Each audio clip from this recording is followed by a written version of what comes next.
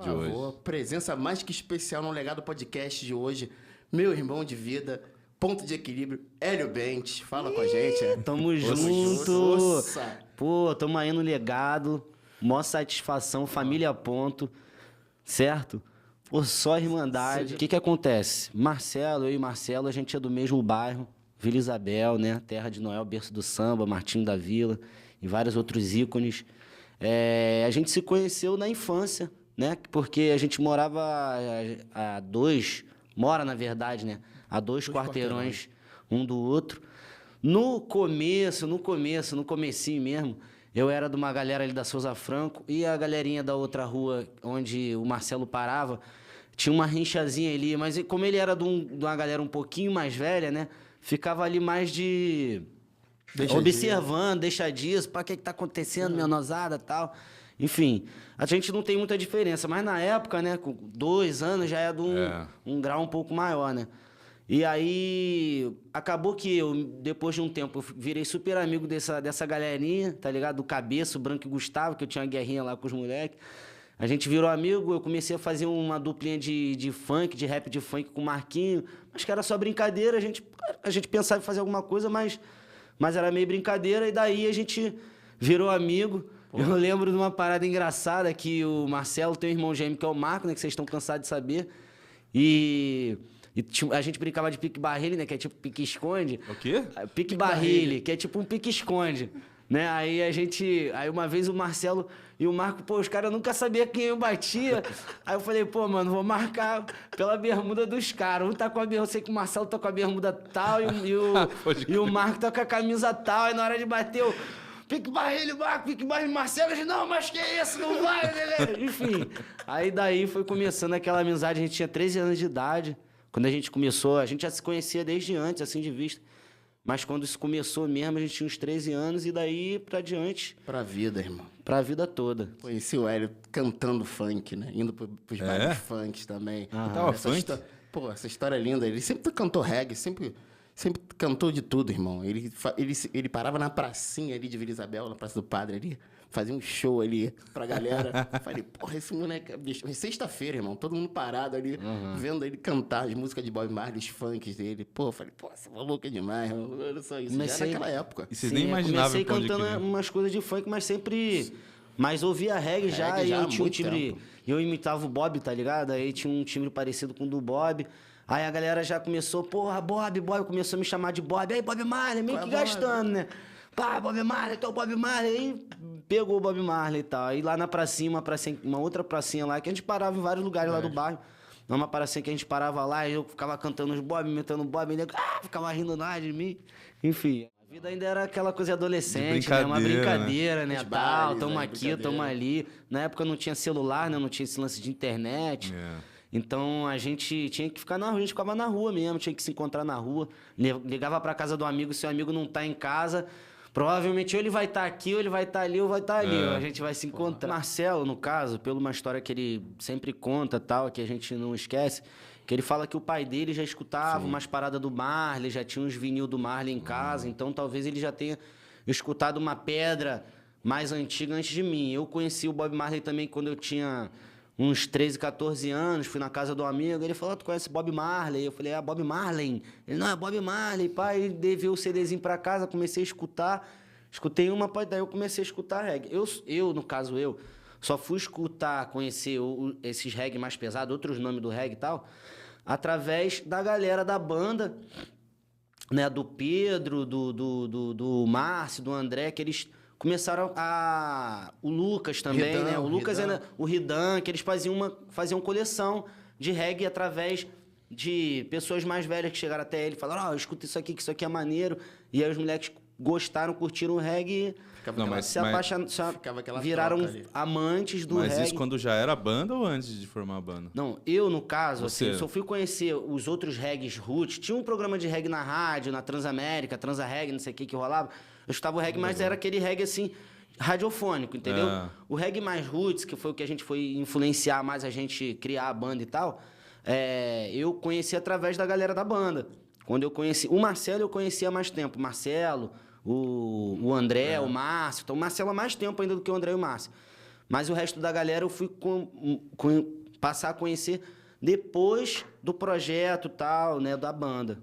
Se ligou? E aí eles que me apresentaram, no Não, caso. foi muito legal, cara. A galera Aquela que me época apresentou. Que quando surgiu ali a internet, cara, a galera copiava os regs, assim, começou a ter acesso aos regs, a altas pedras, Trickle Brothers, altas pedras mesmo, Bob Marley, shows ao vivo. E ficava aquela troca ali, pesquisa diária. Influência de cantar, de tocar o gênero, porque, pô, pra estudar isso.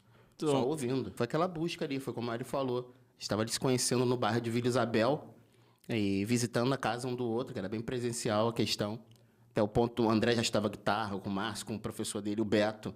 Já tinha minhas referências de música em casa, o Hélio também já tinha as referências, até o ponto que encontrou todo mundo.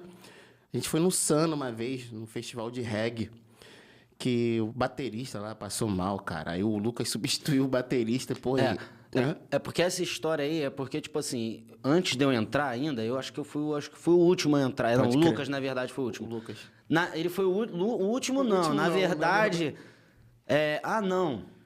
Vocês foram lá. E nesse festival André, que eu fui, no Sun, eu não fui. A gente já tinha verdade. começado o projeto da banda e tal ali. Porque eu, antes de eu entrar, começou o Marcelo, o André, o Márcio.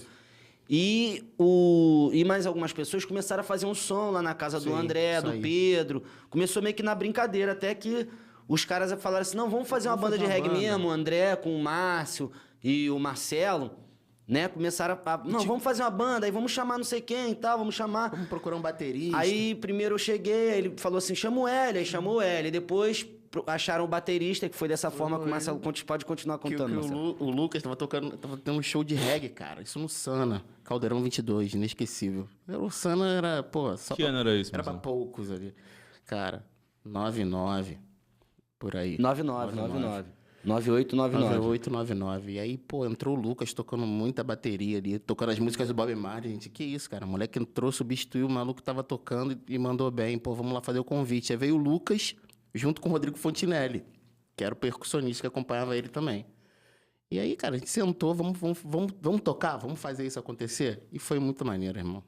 Tá Aí a gente começou, aí fizemos o primeiro ensaio em dezembro de 99. Dezembro de 99 a gente fez o primeiro ensaio.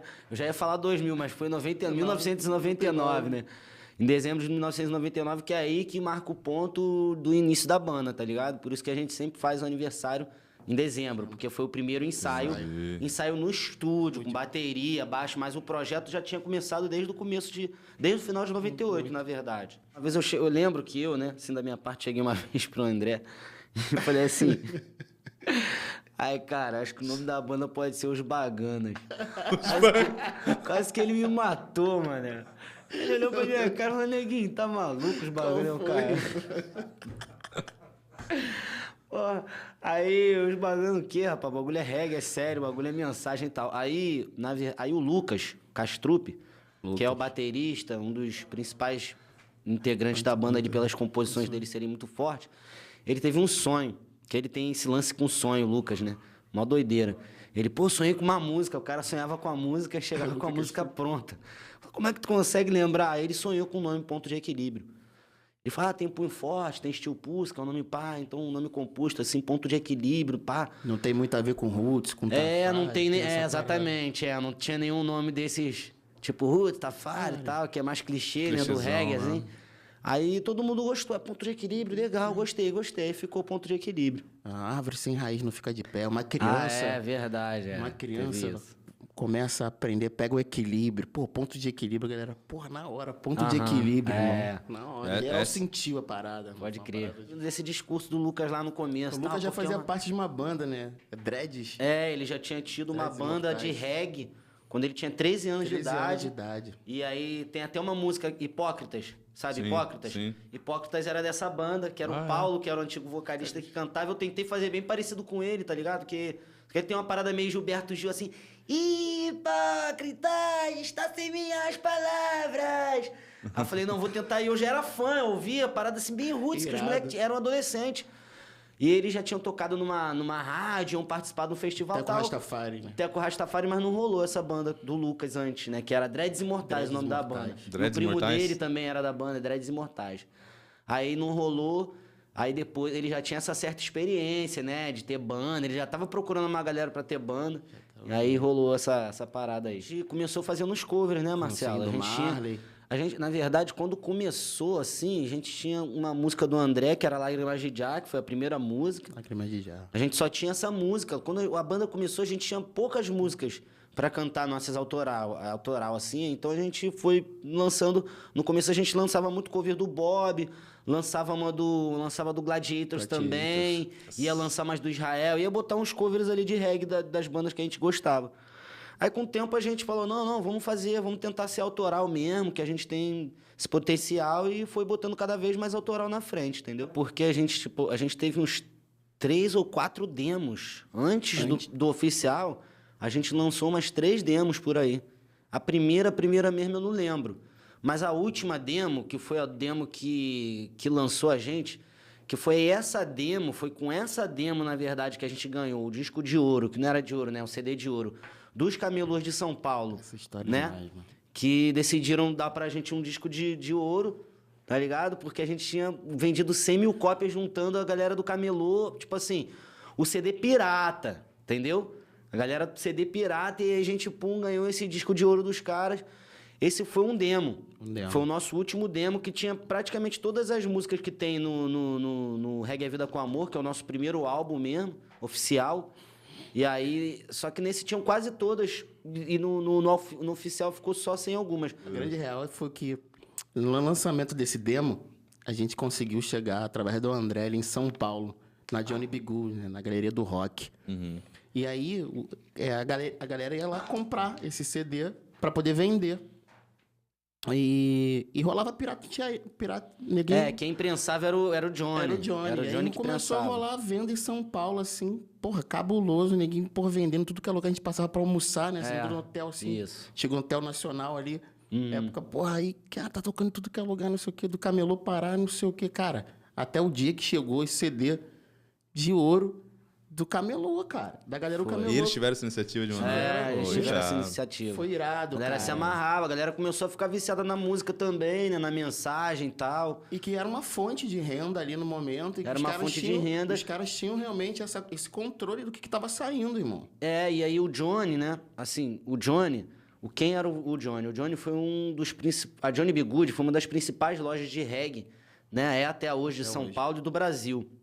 E o Johnny, ele era um cara articulador, entendeu? Que ele tinha muito contato com os jamaicanos, com a galera. Aí o que ele fazia? Na época, a gente como meio jovem, rebelde demais, a gente chegou até a julgar o Johnny, assim, falando uma coisa assim, sendo sincero. Chegou a julgar ele meio como mercenário, porque ele pegava as bandas e falava, eu fico com essa... Mas eu fico com a parte maior do dinheiro, não sei o quê. Mas, na verdade, ele é que prensava os discos. Ele pegava e prensava os discos e dava parte que ele achava que era justo. E, na verdade, era justo porque ele ajudava tanto. Exatamente. Que ele chegava ali e falava assim, não, eu vou pegar vocês. Então, ele pegou e prensou os discos, fez capa. Porque a gente chegou lá pra ele com uma capinha escrito com pilô, entendeu? Aí falou, não, olha só, vocês querem fazer um trabalho? Eu vou vender aqui na minha loja e ainda vou distribuir pros camelôs aqui na pirataria, mas a parada vai fluir. E aí acabou que foi ele que fez isso. Ele, tipo, é um dos grandes responsáveis pelo nosso boom em São Paulo indiretamente pro Brasil todo, entendeu? Porque foi em São Paulo que começou. São Paulo que a parada, né? O business rola mesmo quente. Então, Foi bem. né? Então o Johnny, assim, que Deus o tenha, que ele já faleceu. E então o Johnny, ele foi um grande responsável e precursor da música reggae no Brasil, do movimento reggae, que depois deu uma enfraquecida, mas nessa época era muito forte o movimento lá em São Paulo. Tá ligado? Essa apresentação foi na antiga Casa Expresso Brasil, né? Cara, lotada. Expresso Tinha Brasil. quantos? Foi. 12 mil pessoas. Ali, mano, devia ter 12 mil pessoas já. Tinha dias que dava 20 mil cabeça 18 ali, mil mano. pessoas, assim. Início de Isso, banda, cara. a gente com 20 mil de público. irmão. muita gente, E todo cara. mundo Aí cantando começamos a as letras. bombar, mano. A primeira vez que a gente foi lá em São Paulo, tipo, a gente só tocava no Rio. Aí a gente foi fazer um show no Espírito Santo, lá na terra do Cachoeiro Itapimirim, lá na terra do Roberto Carlos. Os moleques fizeram uma propaganda, mano, braba lá, que a gente foi na televisão, a gente foi no RJ, e aí os moleques botaram uma propaganda, pegaram uma imagem... Pegaram uma imagem da galera da galera no... Tipo, numa Badada da Bahia. Na Badada da Bahia, lá, ponto de equilíbrio, sensação no Rio de Janeiro. Aí chegamos lá, tinha 3.000 cabeças no nosso show, só que a gente tocava no máximo pra 100 cabeças nessa época, tá ligado? Não tinha saído. Aí foi a primeira vez, caralho, 3.000 cabeças, aquilo foi um sonho que passou durante um tempo. Aí o Rodrigo e o André foram lá em São Paulo, mostraram pro Johnny e tal, a parada começou a tocar na rádio, a galera começou a pedir. A gente foi em São Paulo, a gente tinha ido em São Paulo uma vez antes, a galera ficou até de costas. Aí a gente foi tocar um show lá no Espaço das Américas, que tinha parte de dentro e parte de fora. Na parte de dentro, quem tocou foi o Tribo de Já, que tava fazendo o maior sucesso na época, isso era 2002, por aí, 2003. E a gente tocou lá no lado de fora e tinha 1.000 cabeças cantando o nosso CD de cabo a rabo. Entendeu? Começou com Coisa Feia, depois os caras foram botando todas as músicas do CD e nem começou a comprar o CD, que foi esse boom que eu te falei. Aí quando a gente chegou lá, tinha 1.000 cabeças. Acho que aí foi o dia que a gente falou, caraca, mano, agora a gente vai fazer sucesso nessa porra. Pode crer. Que isso. Foi isso mesmo, mano. Agora, pô, Agora vai. Agora vai, entendeu? E aí até me perdi aqui no raciocínio onde é que a gente tava, mas enfim. É isso, é isso. Mas- Tem tipo, tantas histórias, cara. Tantas histórias. Porra, aquele show, o primeiro show, pô, a gente não tocava. Era boca a boca, divulgação de boca a boca e panfletinho, irmão. Verdade. Aí, porra, teve um show muito interessante que foi na Casa Amarela, em Botafogo, cara. Esse foi o Porra, primeiro, esse foi o nosso primeiro show, Nosso esse foi o primeiro nosso show, primeiro aí show. aquele divulgação, aquele boca a boca pros amigos e tal. Quando chegou lá, meu irmão.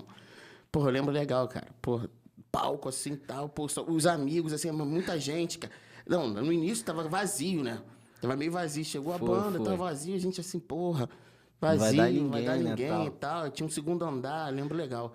Porra, ele abriu a janela, assim, eu lembro quando abriu a janela, assim, que eu olhei pra baixo, assim, com a galera da banda, assim, tinha uma fila gigantesca. Só que era o seguinte, irmão, do lado dessa Casa Amarela tinha um batalhão da PM, sacou? Foi. E, porra, a galera foi pra um show de reggae, né? Nosso primeiro show, cara. Nosso primeiro show. Aí o batalhão você atacou. 99 isso. Ficou amarradão. 2000. Porra, eu sei que a galera tava na vibe de curtir o show. Porra, quando a banda desceu, irmão, tava aquela coisa, aquela fumaceira, pá. Aí entrou uma mulher, pegou o microfone. Aí que ficou muito fechado. E tava muito nossos fechado. familiares Nossos também. Pai, familiares. mãe, tal, não sei o quê. E a galera do bairro, né? Que a gente do boca a boca foi a galera do bairro. Aí nego começou a enfumaçar, né, mano? Enfumaçar, casa fechada, enfumaçar. Enfumaçar. Daqui a pouco a dona da casa entrou, pegou o microfone da minha mãe. Você não pode fazer isso aqui, não sei o quê. Cara, na hora. Isso Vou primeiro. chamar a polícia. A gente falou, se a público. senhora chamar a polícia, vai dar ruim pra senhora mesmo. Pô, aí, cara, na hora que ela falou que ia chamar a polícia, até chegou falando no microfone, isso é o público, na hora. Aquela vaia, mano. E a mulher saiu. Isso primeiro show. Aí o show Eu rolou, olhava irmão. pra cara das nossas mães assim. Nossas mães assim, gente, pô. Assustada, nossa mãe assustada já, tipo, na marola, né? Início de banda, né, cara? Público que foi. Pô, o público que fez isso na casa. A culpa não era da banda, irmão. Entendeu? Mas, pô, então são tantas histórias. A gravadora que a gente trabalhou foi com a Deck Disc, né? Que o Rafael... Eu não sei se foi a gente... Aí eu não lembro se foi a gente que chegou até os caras, se os caras que chegaram até a gente. Eu não lembro muito bem. Eu sei que o contrato era um contrato mais simples, era um contrato de distribuição, tal, nas lojas. Mas tinha um vínculo artístico ali também, né? Aí... A gente lançou o disco pela Deck, né? O Reggae é Vida com Amor, a gente tinha lançado ele independente. O Reggae é Vida com Amor, o primeiro, nosso primeiro disco. Aí depois a gente lançou ele pela Deck, pra Deck distribuir. Mas rolaram alguns problemas ali, alguns impasses no meio do caminho, e aí a gente saiu do contrato com os caras, assim. Antes do tempo, assim, a gente desvinculou dos caras, assim. Essa foi a primeira vez, né? E depois, mais tarde, veio a Warner. Só que aí foi o Afonso, né? O Afonso que foi um dos nossos melhores empresários que a gente já teve, que foi empresário também da Beth Carvalho e hoje é empresário do Diogo Nogueira. Visionário. Né? Visionário. Afonso, até. Aquele salve, Afonso é brabo. Obrigado por tudo. E muita coisa pra gente fazer ainda, hein? Exatamente. Aí, enfim. Aí a Warner chamou a gente para trabalhar. O Paulo Afonso tinha acabado de voltar do México, se eu não me engano. Ele estava como presidente da Warner do México. Tinha acabado de voltar para o Brasil. Ele que teria sido o cara que descobriu os Titãs, o Rapa e tal. Botou muita galera dessa para trabalhar e acreditou na gente. Investiu na gente. Só que o problema... foi muito bom ter trabalhado com a gravadora nessa época, porque a gente botou clipe na MTV... Por acaso, eu e o André, a gente viajou lá pra Jamaica, fazendo o jornal da MTV, mostrando a casa do Marley, a história do Marley, mostrando um pouco da Jamaica. O nosso CD, o nosso álbum Abre a Janela foi distribuído. A gente fechou o Abre a Janela, que foi o nosso terceiro álbum, né? E viajamos para vários lugares na Europa, tocamos num festival, fomos a primeira banda brasileira a tocar num festival na Ilha de Trina, na Noruega. Então, assim, foi bom. O Ponto de Equilíbrio, a gente era uma...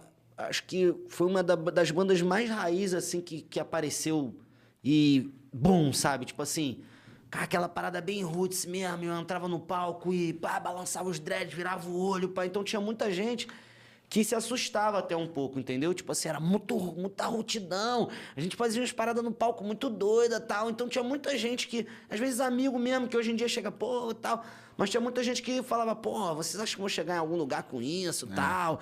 Era difícil, sempre foi um pouco difícil, assim. Até pra entrar na rádio mesmo, já tinha um preconceito da galera da rádio, tipo assim, estereótipo, né? Tipo, mas é aquela banda Ponto de Equilíbrio, que é aquele cara que canta com aquela voz assim, pá, e tal.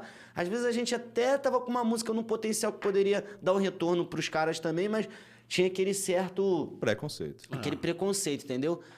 Aí, voltando à pergunta que tu fez agora, a cena do reggae no ano 2000, aqui no Brasil, tinha a banda o Cidade Negra, o Nat Roots começando ainda. Nativos, Tribo né? de Que era nativos ainda. Era nativos ainda. O Tribo de Jah, que nessa época, aí no ano 2000, ainda não tinha muita visibilidade. Só quem conhecia, tinha visibilidade pela galera do reggae. A galera do reggae gostava muito de Tribo de Jah, tanto que a gente ouvia Tribo de Jah lá na casa do André e tal. E CDs comprados em banca, entendeu? Tinha né? essa cena, exatamente. Tinha essa cena, tinha o Edson Gomes, que fazia sucesso, mas era aquela coisa underground, tá ligado? Mas rolava. Sim. Rolava a cena já, assim como rola hoje. A gente conta banda e amigos. Então a gente viajava junto, tava sempre junto fazendo música, em momentos fora, assim, isso aqui é pra trabalho. Não era trabalho. Era uma viagem pro Sana, onde eu levava várias composições, assim, com outra forma, com outra energia, com verdade. E também rolou essa questão de tipo, porra, irmão, chegou aquela entrega no palco ali, a gente aprendeu a fazer música, estudando sim, mas mais fazendo show em palco. Claro, Então, exatamente. que é o que rolava antigamente com as grandes bandas, os grandes movimentos, sacou, cara? Isso a gente tá falando de 99. Pô, chegava aquela banda ali com aquele estudo de pesquisas, né? O Lucas pesquisava ali o que era a parada do Rastafari, o outro trazia música, o outro trazia uma timbragem de voz, o outro trazia o estudo da percussão junto com a bateria e baixo. Cara, a gente tava ali estudando aquilo que a gente queria levar realmente pro público. Sim, e junto, crescendo junto. Crescendo junto. Então, cara, Família, esse foi mano. o grande diferencial real, mano. E aí chegou o Hélio, que eu já falei isso em outro programa e falo aqui agora na presença dele, e sempre falo. É um dos que eu mais... Eu sou fã da performance e da forma que canta. Tem assinatura própria e o Ponto de Equilíbrio tem a sorte de ter esse vocalista de frontman, irmão. Isso é real. É importante para toda banda ter um frontman. Sim. Sabe? Tem pessoas afinadas que cantam bem, que estão com postura, bem vestido. Enfim, a gente tem tudo isso, mas tem também a pessoa que representa e está interpretando daquela forma de entrega. Isso eu vejo quando eu me tiro e vejo de fora. Não, o Hélio domina o palco. Então é real. Isso é o diferencial, e pelas mensagens também que a gente chegou Sim. abrangendo e certeza. preenchendo a lacuna do mercado que nenhuma banda ali tinha esse diferencial. Verdade. Você chega assim nos grandes festivais, assim, com ponto, a gente ali, porra, do nosso encontro, assim, do antes do show, né, da nossa reza, da nossa concentração, pô, quando a gente solta assim, cada um olha pra si e fala, eu tenho aquele ali do meu lado, do meu time, aquele ali é o zagueiro que vai fazer, aquele ali é o atacante, aquele ali, entendeu? E a gente tem essa confiança. E a gente conseguiu dominar isso, cara. A gente conseguiu dominar o mercado tocando reggae, Ponto de Equilíbrio com essa força, assim. A galera curtiu, foi essa a verdade. E, pô, a entrevista que você fez com o Elinho foi emocionante demais, eu gostei, pô, as lembranças, né? Várias vezes vocês falaram de todos nós, né? Me incluindo, evidentemente, pô, uma alegria, gratidão enorme. Sempre junto, irmão. E feliz demais. E sobre o nome, da banda, né? Sobre Isso. esse assunto. Cara, a gente já estava tocando, né? Fazendo uns ensaios e não tinha nome. Aí, quando a gente foi passar um Réveillon no Sana, de 99 para 2000, a gente foi passar um final de semana, o Réveillon no Sana. E aí, na noite da nossa viagem, eu sonhei com o nome Ponto de Equilíbrio. Aí acordei e fui para a rodoviária para a gente viajar.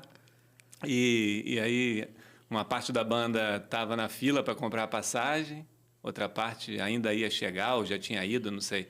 E aí, na fila mesmo, para comprar a passagem para Casimiro de Abreu, para de lá irmos para o Sana. Que o Sana, para quem não sabe, é um lugar de cachoeiras, e um lugar maravilhoso no Rio de Janeiro, onde tinha o Jamaica Camping, do já saudoso Jorge Macandal. Jorge Macandal. Rastafari, nosso amigo de fé, do peito. Do peito. Então, a gente sempre ia para lá. E nessa viagem para o Réveillon, de 99 para 2000, a banda já existia, ainda sem nome. Eu sonhei com o nome Ponto de Equilíbrio e falei ali na fila da rodoviária, pô, pessoal, sonhei com o nome Ponto de Equilíbrio, eu acho que esse é o nome. Aí a maioria já na hora, nossa, que nome bom. Você mesmo foi um que falou, cara, caraca, esse nome é bom. É porque não tinha nada a ver assim com aquela coisa do Roots, daquela coisa, toda a banda sempre ficava ali, né? Pô, Roots, Tafari. Não que seja ruim, mas pô, bem diferente isso. E, pô, é o equilíbrio, né? Lembro que você falou, pô, uma criança quando tá aprendendo a andar, assim, tá engateando, começa a andar, aí, pô, já falou da árvore sem raiz, não fica de pé. Cara, foi sensacional, né? O legal é que quando você recebe a boa ideia, né? Você fala, nossa, isso é uma boa ideia. Não, e tem isso que você falou também, que como nós somos atualmente 6, né? Assim, da banda, mas já fomos 8. Então, assim, tudo nosso sempre foi... para apresentar uma ideia, tu tinha que apresentar já com os argumentos, né? Porque tu tem que meio que convencer todo mundo. Então, eu lembro bem que, além de falar o nome, eu já trouxe toda uma história, né? Pô, e mandou muito bem, cara. E mandou muito bem. Dali vieram as composições, né, Lucas? Que você é o caneta, eu sou seu fã. Assim, como pessoa, como todo, né? Como amigo, mas também como compositor, cara, baterista, tudo. Fala um pouco pra gente aí Pô, muito legal. Desse teu talento. Cara, eu acho que para contar essa história eu tenho que falar um pouco da minha infância. Sim, por favor. Porque eu nasci na Rua Carvalho Alvim, na Tijuca, perto da Rua Uruguai, ali na zona norte do Rio de Janeiro. E eu sou o 4º filho dos meus pais. Então, meus irmãos mais velhos, o Bit, o Igor e o Léo, tem uma distância de idade até considerável. Um deles é 9 anos mais velho do que eu, outro 8 anos mais velho e outro 4 anos mais velho do que eu. Então, eu era bem mais novo do que eles e na nossa casa rolava muita música. Então, às vezes, na sala tinha alguém ouvindo uma música, no quarto tinha alguém ouvindo outra música, tipo, o tempo inteiro, vários estilos musicais, mas principalmente os 2 mais velhos, gostavam muito de reggae já, então eu já cresci ouvindo reggae, né? E o Igor, ele tinha um jeito que ele gostava de ouvir música cantando junto. E tinha algumas músicas que não eram nem em inglês, tipo Alpha Blonde, por exemplo. Sim. Que tem umas músicas que é algum idioma africano, que ele fala Wiri-o, Wiri-e, Wiri-o, Wiri. E o meu irmão cantava igualzinho o que o Alpha Blonde cantava, e eu achava tão legal que eu comecei a fazer a mesma coisa. Então, acho que antes de compor, o primeiro estudo que eu fiz foi de reproduzir o que eu ouvia, entendeu? Porra, que legal, cara. E fazendo isso, depois, com o tempo, eu já estava um pouco habituado a cantar, né? E a cantar aquelas melodias típicas, né, do reggae e tal. Então, comecei a ter um certo vocabulário de melodias, entendeu? Da linguagem. Sim. Isso muito moleque, né? E os meus irmãos tinham banda também, assim, nada profissional, mas chegaram a fazer até alguns shows em universidade e tal. Acho que até Circo Voador, num festival, num sarau da universidade. E um deles tocava baixo, o outro tocava percussão, que é o Beat, né? A gente chama ele assim, mas é o Stevens Kastrup Rein, que é um neurocientista, né? E ele tocava percussão com as bandas da faculdade, e ele já me botava para acompanhar ele, primeiro tipo hold, e depois tocando percussão junto com ele. Veio passando pela base.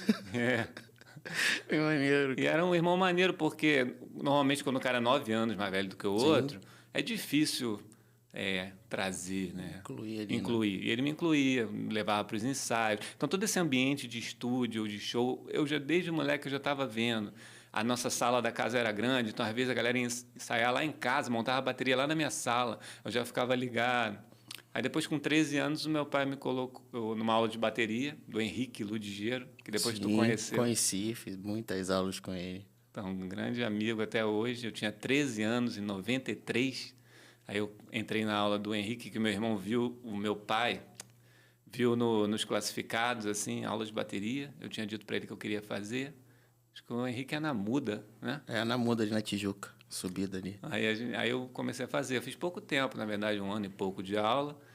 E já formei minha primeira banda, que foi os Dreads Imortais, junto com meu primo Ciro e com um amigo nosso, Paulo Granja Filho. Então, era um trio.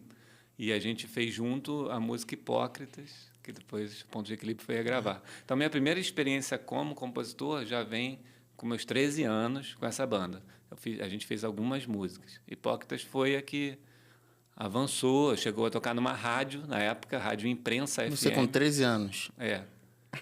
Aí já estava com 14, a banda durou dos meus 13 aos meus 15.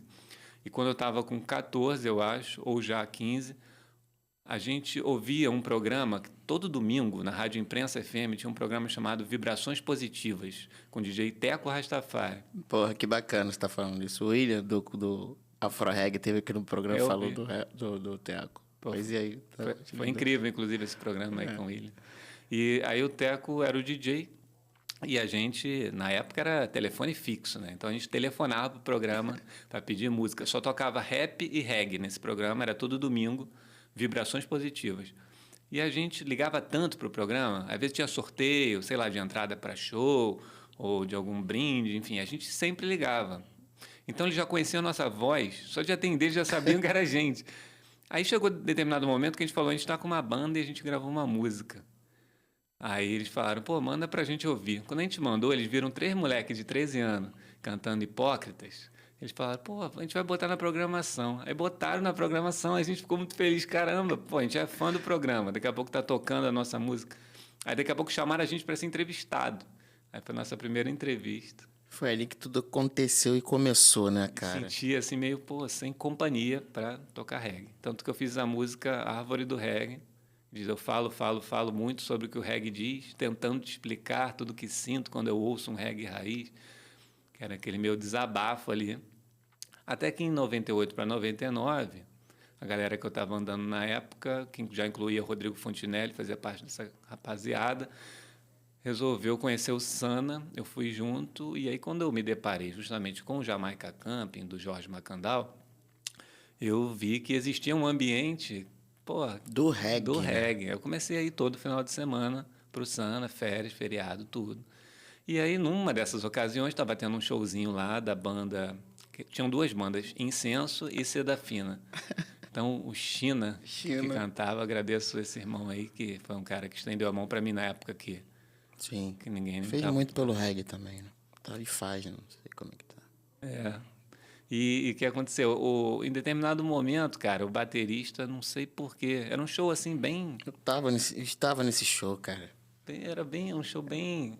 Camp 22, né? Caldeirão 22, cara. Era bem no chão, assim mesmo, coisa informal. Total. Só que era maneiro, a galera gostava que eles faziam cover de Bob Marley. E aí o baterista, em determinado momento, largou, abandonou o show. Não sei se desentendeu, cansou, não sei exatamente, passou mal, não sei o motivo. Sei que quando ele saiu, um amigo meu da faculdade, na época que eu estava fazendo a UERJ, Caio, já mora na Europa e tal, ele me empurrou mesmo, literalmente empurrou nas minhas costas e falou, porra, vai lá, tá vaga a bateria.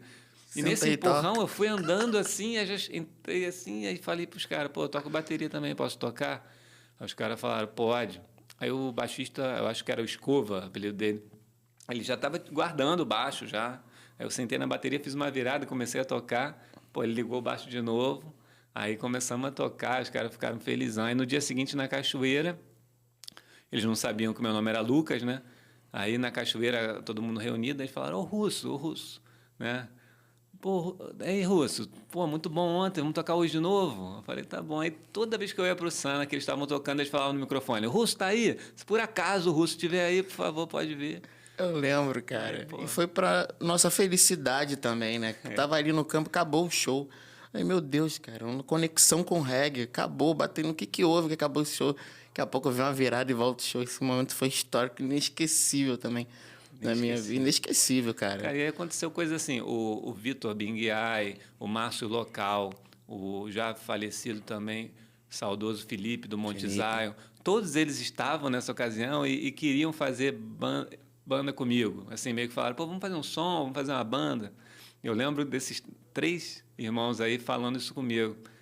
E eu fiquei animado, pô, a galera tá me convidando e tal, existe gente querendo fazer reggae.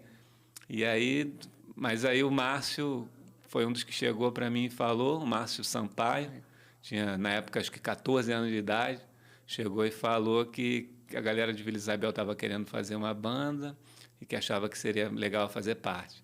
E eu estava morando em Vila Isabel, apesar de eu ter nascido na Tijuca. Sim. Eu estava morando em Vila Isabel, então a gente foi se encontrar no Sana, só que a gente morava no mesmo bairro. Próximo, né? Com a mesma vontade de fazer reggae. Isso foi sensacional. Quando essa notícia, pô, encontrei o baterista, irmão. Porra, fiquei amarradão, fiquei felizão. Vamos lá, vamos conhecer e tal. Pô, o cara tem uma pegada, aquele cara tava tocando lá no Sano. Porra, irmão, vamos fazer. Fiquei muito amarradão. Porque assim, foi como você falou, não era um gênero assim que as pessoas costumavam pesquisar, tocar. Você não escuta em rádios, sabe? Você tinha que ir atrás do som das pessoas para poder estar ali fazendo, né? Isso foi um encontro mágico, mágico. E aí a galera se juntou e fez o ponto de equilíbrio, né, irmão? Lá se vão mais de 20 anos. Mais de 20 anos, que junto com você veio o Rodrigo Fontinelli, né? Que no início as coisas aconteciam muito ali na casa dele, né? Isso. A gente fazia ensaios ali, fotos. Cara, muito bacana isso, muito bacana relembrar esses momentos. Mas eu já estava achando já que, nossa, estamos indo bem, né? Aí meu pai e o meu irmão mais velho chegaram e falaram, pô, Lucas, maneiro, a banda tá indo bem, tá? Parabéns, estamos torcendo, estamos achando que tá legal esse teu objetivo. Mas você está na faculdade, eu acho que você deveria continuar, não parar de estudar. Você tem que terminar a faculdade e fazer um mestrado. Porque o meu irmão já tinha uma carreira acadêmica na biologia, na neurociência, então ele já estava avançado. E ele achava que seria um desperdício eu apenas concluir a faculdade. A galera da banda já estava largando a faculdade. Tava geral empolgado, voando. Isso. O Thiago fazia engenharia, largou. O Pedro fazia matemática. Eu escola técnica, meu Deus. O André fazia ciências sociais também. E aí, mas eu não larguei porque eu fui obediente. Apesar de eu ficar um pouco contrariado, eu tentei ainda debater com eles numa de que eu ia parar de estudar. Só que era o meu pai e o meu irmão mais velho juntos me chamando para essa conversa. Então eu falei, pô, vou seguir esse conselho. Aí terminei a faculdade e ingressei no mestrado. E continuei estudando. Então, assim, eu fiz ciências sociais e a minha área é antropologia. Tem muita gente que não sabe, confunde com arqueologia, mas a antropologia ela estuda assim, a diversidade cultural. Ou seja, basicamente, assim, resumindo, muito resumido, a antropologia ela se dedica a entender o comportamento dos grupos sociais, da sociedade, em seus diferentes contextos. Então, assim, como que uma determinada etnia indígena cria formas de viver próprias dela, né? Porque o homem, o ser humano, tem a capacidade de viver em grupo e de criar, né, formas dessa vida de forma variada, de acordo com o período histórico, de acordo com a localização geográfica. Cada grupo social tem a sua forma de enxergar o mundo, a sua crença, as suas práticas, os seus rituais, as suas músicas, sua vestimenta, sua culinária. Então, esse conjunto de coisas é o que se chama de cultura e a antropologia estuda isso, a diversidade cultural. E aí, o meu terreno de estudos principal é música e ritual. Então, eu comecei a me especializar bastante nessa parte, né? Então, eu fiz um mestrado, um doutorado. Atualmente, eu estou fazendo o meu segundo pós-doutorado no Museu Nacional da FRJ. Legal. Tenho o apoio atualmente do Instituto Nova Era, que é um instituto muito interessante, que vem fazendo ações regenerativas, socioambientais, enfim. E E nessa caminhada como pesquisador, em determinado momento, em 2016, eu tentei unir essa minha dupla formação. Eu sempre falo isso, né? Como pesquisador e como um músico na estrada, e criei a palestra musical na batida do reggae. Muito boa. Aí com ela eu passei por mais de 40 cidades. Muito bacana esse projeto. Eu acompanhei do início também. Claro. E tá cada vez, maior, ganhando força. E é importante isso, né? Você tá ali para palestrar, ao mesmo tempo passando conhecimento e ao som dos tambores, né, cara? É do Naya Bing, né? Fala um pouco mais sobre. Isso aí. Porque o objetivo dessa palestra é contar a história da música jamaicana através do ritmo. Então, eu vou contando a história do país, primeiramente, né? Que a Jamaica é uma ilha localizada na América Central, que foi habitada pelos índios arawaks. Aí eu vou contando, então, cronologicamente. E eu vou também pontuando, de acordo com o período histórico, qual era a música de cada época. Aí eu coloco essa música para tocar, exemplifico no tambor e na bateria, né? Eu vou usando projeções, entrevistas que eu faço com os artistas jamaicanos, até chegar no reggae. O Naya Bing que você citou é um dos gêneros musicais, né? Afro-jamaicanos, que consiste na batida do coração, que é o fundamento da cultura Rastafari. Então, é uma pesquisa muito interessante mesmo, que eu fico muito motivado. E aí, com esse projeto, a gente, inclusive, eu apresentei no Teatro Amazonas, que foi muito legal, que é um patrimônio cultural lá em Manaus, com a ajuda dos meus amigos Carol e Anderson. Sim. Salve para eles lá da River Sessions. Salve aí, Carol e Anderson. Que me levaram para o Teatro Amazonas e a gente conseguiu lotação esgotada, 700 pessoas foram assistir essa minha palestra, foi muito bacana. Que legal. E aí o projeto vai se desdobrando, né? Em 2019 eu fiz uma edição de uma revista impressa, né, com resumo da palestra. Em 2020 eu consegui ser contemplado no edital da Secretaria de Cultura e fiz uma versão online. Então é um projeto vivo, né, que vai tomando formas diferentes. Quando que começou essa sua caminhada dentro do Afro Reggae, irmão? Cara, eu já estou no Afro Reggae há 12 anos, né? Entrei como auxiliar auxiliado coordenador de projetos de esporte. Era uma área que o Afro Reggae tinha de eventos esportivos, né? A gente levava grandes eventos para dentro da favela, inclusive era o Fernando Medeiros, que depois foi do Big Brother e tal. E aí eu era na verdade eu não era formado em educação física, aí fui para lá para trabalhar com isso. Só que aos poucos essa área foi acabando, né? Os eventos esportivos foram diminuindo. A gente fez o Desafio da Paz, que foram 2 corridas no Complexo do Alemão, naquela rota do tráfico lá, onde os traficantes fugiram da Vila Cruzeiro para o Complexo do Alemão. Então, a gente fez essa corrida lá de 5 quilômetros, levamos grandes nomes do atletismo, do esporte, políticos, enfim, formadores de opinião. E depois a gente fez alguns outros eventos, como Copa Coca-Cola, a gente fez eventos com a Red Bull também, dentro de Vigário Geral e Parada de Lucas. E aí a área foi acabando, e aí eu fui migrando para outras áreas dentro do Afro Reggae, né? Então, eu trabalhei como agente de projetos em núcleo de favela, coordenei núcleos de favela também, coordenei projetos também, criei uma área lá que era mais uma área voltada para o movimento negro, então para falar somente da temática racial dentro do Afro Reggae. Virei palestrante da ONG, então visitei 7 países, conheci vários lugares também do Brasil. E aí fui crescendo, trabalhei diretamente com o José Júnior, meio que um assessor dele direto. Então isso também me fez aprender várias coisas com o Júnior. E aí eu fui migrando, e quando chegou em 2017, o Júnior me convidou para ficar no lugar dele.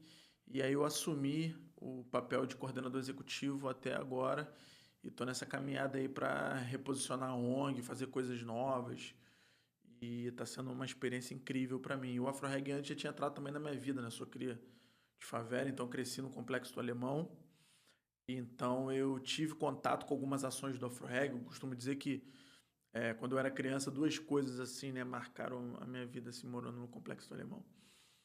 Como você sabe, né, o Complexo do Alemão é uma das favelas mais violentas do Rio de Janeiro. E aí 2 coisas me marcaram muito, assim, quando eu fui morar lá com 6 anos de idade, que minha avó morava lá e eu fui morar com ela. E aí foram 2 coisas. Uma, quando eu tinha 6 anos de idade, que eu estava indo para a escola, 6 para 7, que eu já ia para a escola sozinho. E aí eu vi uma cabeça cortada no meio da rua, assim.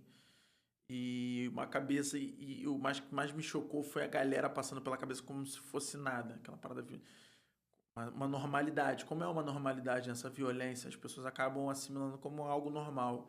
E aquilo pra mim me chocou muito. E a outra coisa que me marcou muito na favela foi quando o Afro-Reg fez um show na antiga Conlurb, que hoje é uma Vila Olímpica no Complexo do Alemão, mas no passado era uma Conlurb.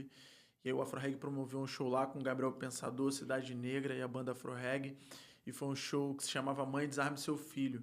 E aí foi o show desses artistas e os traficantes entregaram armas pro Afro-Reg quebrar no palco. Então isso me marcou muito, porque foi pela primeira vez que eu vi jovens negros com alguma positividade, né? Sendo protagonista de alguma coisa. Então aquilo me chocou muito. Até o próprio José Júnior não lembrava dessa história, né? Ele não sabia, na verdade ele não sabia que eu tinha frequentado. Então foi algo que me marcou muito. Então o Afro-Reg já vem na minha vida, como qualquer jovem de favela que cresceu na favela na década de 90 conhece o trabalho do Afro-Reg. Eu assumi a coordenação executiva e aí estou desenvolvendo lá uns projetos, fazendo algumas coisas. Cara, o Afro-Reg, uma ONG, né? E uma relevância, uma importância, assim, pro jovem, né? De periferia, para todos nós, na real, né? Para quem alimentar ali a perspectiva daquele jovem líder, aquele jovem que tem a liderança, que vê as coisas acontecer numa sociedade, numa parte da sociedade, que poucas pessoas têm essa oportunidade de incursão, de conviver, né? Eu também já tive a oportunidade de estar fazendo projetos, inclusive dentro do próprio Complexo do Alemão. Toquei no Afro-Reg, toquei lá dentro do projeto, em Vigário Geral. E como banda de reggae mesmo, alimentando ali a perspectiva das pessoas. E, cara, achei muito interessante essa movimentação nesse tempo, né? Porque hoje o José Júnior tá ali, CEO, né? Na questão do Afro-Reg, tu tá ali com a questão do executivo. E daí tá saindo vários outros novos projetos, né? De gaveta. Fala um pouco, fiquei sabendo do Afro Games, projeto. Como é que é isso? Como é que tá funcionando isso? O José Júnior hoje é o CEO da Afro-Reg Audiovisual. A Afro-Reg Audiovisual, ele criou, né, essa produtora, onde a gente vai contar essas histórias sociais que a gente viveu ao longo dos 28 anos de existência do Afro-Reg. São 28 anos de existência. 28 anos. Então a gente vai transformar isso em ficção. Então a gente já tem dois projetos aprovados na Globoplay, que já está rodando na Globoplay, que é o Renegado, o Arcanjo Renegado e a Divisão. Né? E a gente está com outros projetos para gravar também, vai ter outras temporadas também desses dois projetos. Então é algo que a gente está criando, inclusive, para tornar a ONG autossustentável, já que a ONG é dona também de uma parte dessas ações dessa produtora. Então é algo mais para tornar também a ONG autossustentável. Na verdade, cara, esse projeto, o Afro Games, que é o primeiro centro de esportes dentro de uma favela no mundo, ele nasce da necessidade também, assim, de 2017, o Afro-Reg vê também que teria que criar outros tipos de projetos, né? E como a gente sabe, hoje o games é um mundo que move milhões, né, de dinheiro e de mercado de trabalho. Então a gente foi numa reunião na casa de um amigo nosso de longa data, que é o Ricardo Chantilly, que já foi empresário do Rapa, do Jota Quest, exatamente, bem conhecido. E aí a gente ia propor dele assumir o nosso estúdio de música. Só que ele falou, cara, eu não tô saindo do ramo de música e tô começando a abrir vou querer começar a trabalhar com isso. E aí mostrou um campeonato de games. E aí automaticamente eu e o Júnior, quando a gente viu esse projeto de game, esse campeonato de games, primeiramente a gente reparou que não tinha pessoas negras jogando, nem consumindo, e muito menos por trás, né, daquela estrutura trabalhando. Então, quando a gente viu isso, o José Gil na mesma hora falou, cara, vamos fazer isso dentro de uma favela, para jovem preto favelado. E aí a gente criou o Afro Games, que já é uma realidade, né? E é um projeto que atende 100 crianças, né? 100 jovens e crianças, já acontece. Ele também não é um projeto também que só vai ensinar aquela criança ou aquele jovem a jogar games, mas a gente também tem aula de programação. Então hoje temos diversos jovens que já sabem programar games. Também temos aulas de inglês, que isso também, né? Abre Importantíssimo. um leque de Leque de oportunidade para esses jovens também para arrumar trabalho, né? Tem atendimento psicológico. E aí, em paralelo a isso, a gente criou o primeiro time de esporte, que é o AFRG, que é o Afro Games, né? O time do Afro Games. Então, esse time são 6 jovens, que eles ganham um salário, e muitos deles são a única fonte de renda de suas famílias. Eles têm atendimento também psicológico, preparador físico, aulas de inglês e todo um cuidado ali também para que eles, né, para que eles se concentrem e trabalhem somente com aquilo ali. Então é um projeto que a gente já ganhou prêmio e é um projeto que veio assim para fazer a diferença, fazer né? história aí, porque a gente já ganhou prêmio, a gente já está reconhecido, todos os lugares que a gente apresenta o Afro Games é um sucesso. E a gente viu também que isso também é proporcionar também que a gente comece a furar a bolha disso, né? Porque a gente sabe que para entrar no mundo dos games tem que ter um computador muito bom, uma cadeira muito confortável, enfim, diversas coisas, uma internet muito boa, que a gente sabe que jovem de favela Sim. não tem. Então a gente criou esse projeto justamente pensando nisso. Já temos também uma sala de streaming, né? Que a gente transmite os jogos e tal. Então esse projeto está começando aí e a gente quer abrir outros viés. A gente quer transformar lá Vigário Geral também num centro tecnológico, sabe? Então, além das oficinas culturais que nunca vão parar, vão acabar, até porque o DNA do AfroReg, a gente também quer entrar muito nessa questão dos games, robóticas, isso que a gente sabe que é o futuro do mundo, e os jovens de favela têm que estar inseridos nisso. E entrando nesse assunto, né, de se manter o AfroReg autossustentável, né? Se manter com a própria base, né, cara? Que é fazer a prata da casa e retornar, né? Aquela questão, né? A gente acha que o esporte ele vai ser como aconteceu com os esportes que tradicionalmente nasceram por pessoas brancas. Basquete, boxe, futebol, que aí quando tiveram os negros dentro desses esportes, os negros reinventaram o esporte, né? O boxe como Muhammad Ali, o futebol com Pelé, enfim, e o basquete, né, que hoje com os Estados Unidos também, que a gente sabe, com Michael Jordan, enfim. E a gente acha também que o mundo do esporte vai ser a mesma coisa, dos games vai ser a mesma coisa. Quando esse jovem de favela começar a ter acesso, esse jovem negro de favela, a gente acha também que eles vão entrar nesse mercado e não vão dever nada a ninguém. Vocês. E aí, a prefeitura entrou em contato com o Empolga, com o Kiko, falou, pô, vocês importam de dividir o desfile com a AfroReg? Ele, não, que isso, com o maior prazer, o Kiko sempre nos abraçou. Então a gente hoje faz 2 desfiles, um na praia de Copacabana, um na praia de Ipanema parado, num palco, e o tradicional que a gente sai no carnaval, que é em Copacabana, né, do Empolga, junto com o Empolga às 9. Então o nosso carro-chefe é o bloco de carnaval, além das nossas oficinas culturais, né? Então a gente tem a oficina hoje de percussão também, e tem outros projetos também. Tem o Afrolata, que é um grupo que só toca com projeto com instrumento reciclável. Então essa coisa da música, inclusive, é uma preocupação assim minha, assim, que eu não quero. Por mais que a gente hoje esteja indo pro viés do games, eu quero sempre que a música seja muito forte, porque eu amo música, me identifico muito, escuto muito música. E então eu tenho essa preocupação. E também a gente tem o estúdio de música, que a gente produz gratuitamente artistas que não têm condições de pagar 1 hora no estúdio.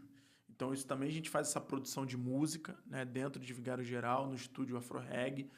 Então em música, basicamente, esse é o projeto que acontece lá. A gente também tem a orquestra AfroReg, mas que também teve que parar por causa da pandemia. E aí a gente teve que aportar o dinheiro que ia para a orquestra, a gente colocou na questão das cestas básicas, porque ficou muito... Porque é entregue e tal, e aí a Unesco, né, que é uma parceria com a Unesco, ela propôs a gente continuar nossas ações de cesta básica, que hoje a gente tem feito. Então a gente tem feito... Então o nosso projeto também da orquestra também está parado. Muito bacana, cara. Muito bacana ter também essa parceria, né, com grandes empresas, né, para poder movimentar, né, já que é difícil todo projeto se movimentar com as próprias pernas, né, cara? Então, ter potências, assim, que acreditam realmente nesse projeto, no projeto social, de qualquer frente, né? É importante ter isso, né? As oficinas funcionam muito bem ali, né? Você falou que é o carro-chefe ali. Eu conheci o Afro Reggae através de música, de bons músicos ali, percussores. Quais são os seus planos aí? Passando a pandemia, para o Afro Reggae, quais são os planos aí, tirando os games e tal? Planos mesmo de criar, assim, expandir para outros lugares, outros estados, país? Na verdade, a gente tem essa vontade de expandir o Afro Games, né? A gente tem uma vontade de criar lá no Cantagalo, no nosso núcleo, uma arena de games, que seria a primeira arena no Rio, né, de campeonato de games, e hoje não tem. O que tem são lugares que as pessoas chegam, alugam e montam uma arena, então a gente teria essa primeira arena no Rio. Ampliar as atividades do Segunda Chance também, que é o Segunda Chance, é a primeira agência no mundo formada por egressos, para egressos do sistema prisional entrarem no mercado de trabalho.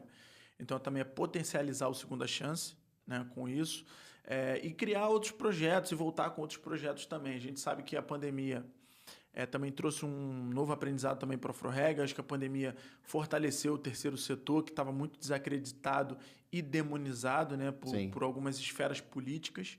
Então, acho que a pandemia reposicionou, né, e mostrou a importância dos projetos sociais, que são eles que hoje estão levando os alimentos, né, a questão das cestas básicas para famílias de favela que estão precisando muito. Então, acho que isso também vai ser uma realidade também, que com o passar da pandemia a gente também vai ter que arrumar um jeito de continuar essas ações de cesta básica, porque a gente sabe que é muito importante. Hoje quem ajuda a gente muito nisso é o Luciano Huck, a Brasil Foundation e outros parceiros também que estão colaborando muito com a gente. Então a gente acha que, acabando a pandemia, é voltar com os projetos da audiovisual também, que aí já é o José Júnior que vai estar tocando, mas voltar com as gravações e fazer cada vez mais produtos, né? Então a própria produtora também do Afro Reggae vai gerar muita oportunidade para pessoas que não têm oportunidade. Então, atores e atrizes negros, diretores e diretoras negros, roteiristas e roteiristas negras. Então isso também vai ser muito importante também para dar mais oportunidades para essas pessoas que não têm acesso também ao audiovisual, porque a gente sabe ainda que é um mercado muito racista. Então acho que isso também vai ser um reposicionamento da ONG, além de criar outros projetos, pensar em outras coisas. Eu tenho também uma vontade de criar um curso de formação de jovens líderes na área de direitos humanos, saber explicar os direitos e explicar a eles como se posicionar em certas situações. Saber seus direitos. Né? Exatamente, sobre o que é um direito universal, que são os direitos humanos, né? São direitos que todas as pessoas têm seu direito, e as pessoas ainda acham que é só para um lado, como na verdade os direitos humanos é um direito de todos. Né? Então acho que é trabalhar em cima disso e bombar o Afro Reggae também em outras questões, como a gente está conversando aqui. Eu vejo a estrutura de vocês nessa questão do próprio podcast, entrevistas, fazer isso tudo dentro de Vigário Geral, se for possível, se a gente conseguir. Então são essas ideias, a gente não pode parar de pensar, né? Então o Júnior sempre também me ensinou a ir em espetáculo, enfim, assistir muito filme, realmente para ter muitas ideias de como ampliar as atividades do Afro Reggae e continuar fazendo. Sim. As portas aqui estão sempre abertas, viu, irmão? Pro Afro Reggae, para qualquer tipo de projeto que tiver que botar a cara aí. Tá sempre aberto aqui o Legado Podcast para vocês, certo? Agora, irmão, vou te falar. É o seguinte, a gente está falando de Afro Reggae, de periférico, de tudo isso. E as questões raciais, né? De tudo que a gente encara, principalmente as pessoas de periferia, negras, de baixa renda. Como que vocês lidam assim? Chega muito aluno lá, chega muita pessoa que está contando algum caso que acontece ali com ele no dia a dia. Como é que esse acolhimento lá dentro do Afro Reggae, cara? Na verdade, o principal foco do racismo e dessas desigualdades raciais são dentro das favelas, né? Dentro das periferias do Brasil. Ali mesmo ali é a maior parte. Né? Ali é onde está concentrado o maior problema social do Brasil, que é o racismo, né? É o racismo que leva à pobreza, às desigualdades, à violência, à falta de direito, à falta de educação, enfim, diversas coisas. Então, são dentro dessas periferias. Então, por mais que aquelas pessoas não tenham consciência de que aquilo que está acontecendo com eles é de um fato histórico lá atrás, porque o racismo de hoje é o resquício da escravidão no passado, né? Então essas desigualdades são resquício, né? Eu e você somos a terceira geração livre, né, da escravidão. Então é muito recente isso. As pessoas acham que não, que acabou e as pessoas negras foram viver bem, quando na verdade não, houve um processo e tiveram diversas leis para excluir a população negra. Então acho que quando a gente trabalha dentro de favela, por mais que aquele jovem ali não saiba que o que está acontecendo com ele é uma questão racial, a gente procura passar para ele, de alguma forma, de que aquilo ali está acontecendo porque ele é negro e porque tem uma história por trás daquilo.